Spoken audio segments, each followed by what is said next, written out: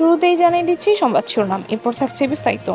হামাসের শীর্ষ যোদ্ধা অভিযানে নিহত, দাবি ইসরায়েলের। চীনে সাইবার হামলা, যুক্তরাষ্ট্রের বিরুদ্ধে অভিযোগ। বিস্তারিত।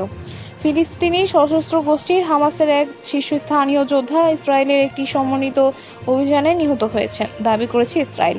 ইসরায়েলি সেনাবাহিনীর তথ্যে জানানো হয়েছে, গাজা সিটি এলাকায় এক গোপন হামলায় গাজা ব্রিগেডের কমান্ডারের সহকারী মাহমুদ আবু হাসিরা নিহত হন।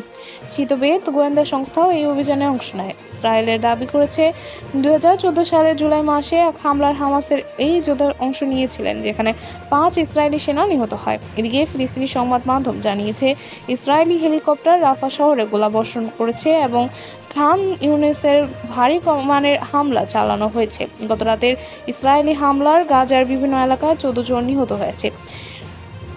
চীনে সাইবার হামলা, যুক্তরাষ্ট্রের বিরুদ্ধে অভিযোগ। বিস্তারিত। চীন দাবি করেছে, 2025 সালের ফেব্রুয়ারিতে অনুষ্ঠিত নবম এশিয়ান শীতকালীন গেমসের সময় তাদের তথ্য অবকাঠামোর উপর সাইবার হামলার পেছনে যুক্তরাষ্ট্রের জাতীয় নিরাপত্তা সংস্থার 3 কর্মকর্তা জড়িত ছিলেন। চীনের হারবিন শহর জানিয়েছে, 26 জানুয়ারি থেকে 14 ফেব্রুয়ারি পর্যন্ত প্রায় 2,70,000 বিদেশি সাইবার আক্রমণ শনাক্ত করা হয়েছে, যেগুলোর মধ্যে 2/3 এসেছে যুক্তরাষ্ট্র থেকে। হামলার লক্ষ্য ছিল শহরে তথ্য আদান প্রদান ব্যবস্থা, সীমান্ত নিয়ন্ত্রণ এবং গুরুত্বপূর্ণ অবকাঠামো। এদিকে চীন যুক্তরাষ্ট্রের বিরুদ্ধে অসন্তোষ প্রকাশ করেছে এবং সাইবার আগ্রাসন বন্ধের আহ্বান জানিয়েছে। চীনা কর্তৃপক্ষ জানিয়েছে, অভিযুক্তদের বিষয়ে তথ্য দিলে পুরস্কৃত করা হবে। এই ছিল সর্বশেষ আপডেট। নতুন আরও আপডেট পেতে আমাদের সঙ্গেই থাকুন। ধন্যবাদ।